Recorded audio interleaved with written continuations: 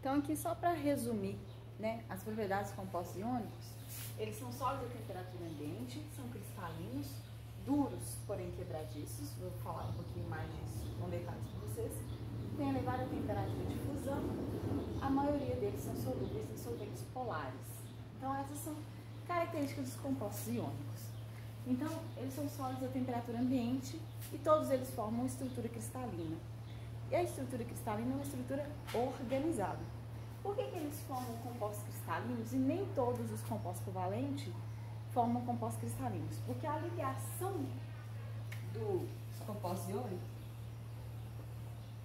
elas são, que a gente diz, de não direcionais. Então, um composto iônico, um íon, ele atrai os cátions em todas as direções.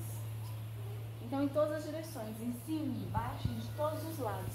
Por isso que a gente diz que as ligações são não direcionais e formam cristais por isso, porque atraem em todas as direções, então eles se organizam, se compactam em estrutura cristalina. Embora eles formem cristais e sejam duros, eles são quebradiços. Então, por exemplo, nós temos aqui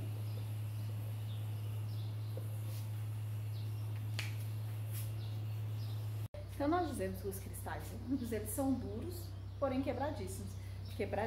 A gente pensa, por exemplo, num cristalzinho lá de NaCl, de sal grosso.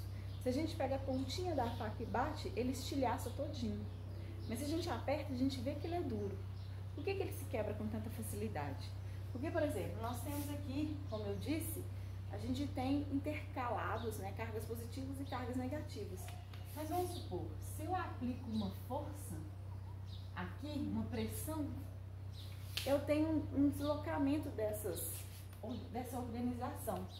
Então, por exemplo, eu posso colocar cargas iguais em posições adjacentes.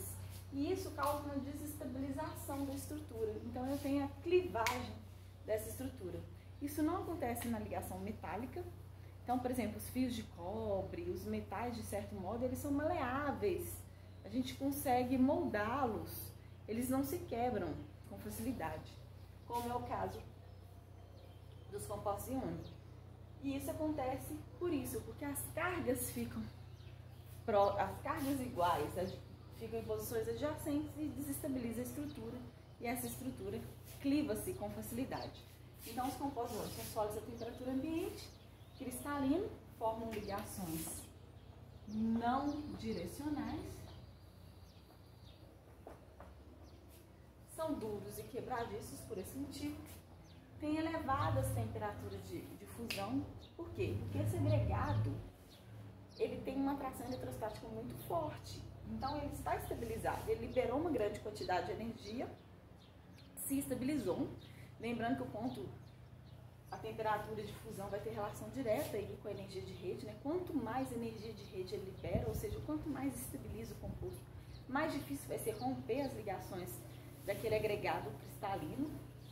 Então, por esse fato dessa grande atração eletrostática, dessa organização cristalina, é muito difícil romper essa estrutura, então precisa de muita energia.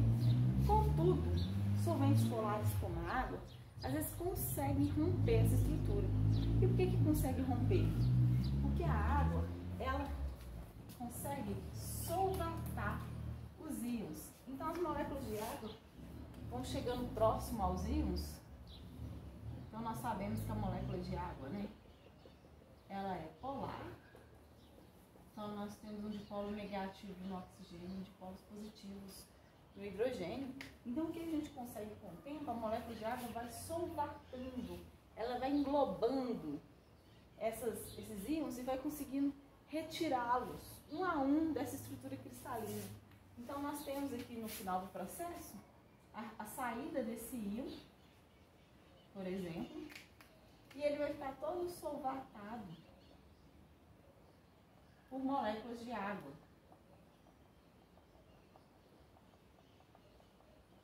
Sabe quando a gente fala assim, NaCl aquoso? É justamente isso. Nós temos lá os íons soltos, liberados. Então, à medida que esse cátion aqui, por exemplo, saiu, as moléculas de água vão conseguir se aproximar desse outro ânion e vão solvatando. Aqui, por exemplo, o ânion, ele vai ser solvatado também pelas moléculas de água, mas de modo um pouco diferente, né? Porque é a parte do dipolo positivo que vai estar voltado para o ânion.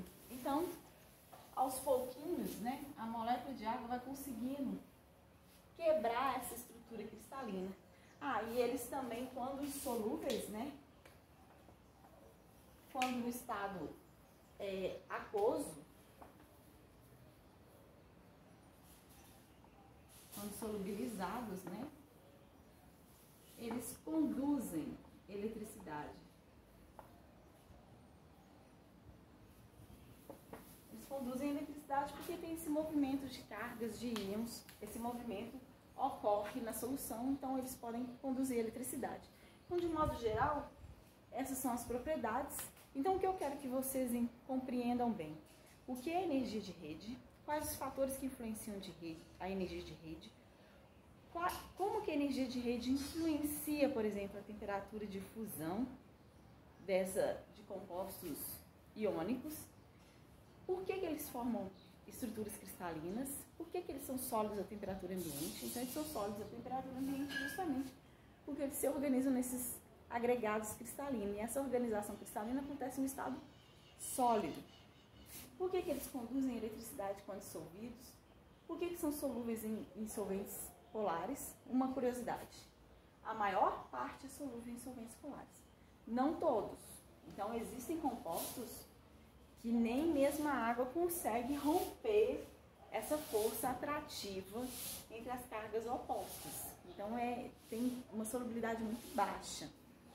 Geralmente, compostos com energia de rede muito alta também tem solubilidade baixa. E a gente observa o seguinte, é empírico isso, mas a gente observa que quando o cátion e o ânion é pequenininho, ou quando o cátion e o ânion é grande, eles são menos solúveis. Mas quando a gente tem uma diferença de tamanho de cátion,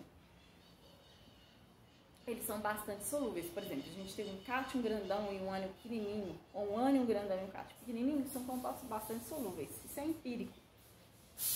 Então, assim, eu não vou cobrar de vocês que vocês saibam qual que é solúvel, qual que não é solúvel. Mas vocês têm que compreender que a maior parte deles são solúveis em solventes polares e devido a esse processo de solvatação. Então, são esses a parte mais importante das propriedades dos compostos iônicos. Também entender que não é uma transferência total de elétrons e também compreender que que a gente não tem a molécula de NaCl, nós temos um agregado cristalino, um cristal de NaCl, de KCl, de MgO, óxido de magnésio e por aí vai. Então, esses são os fatos mais importantes que eu queria trazer para vocês a respeito de ligação iônica.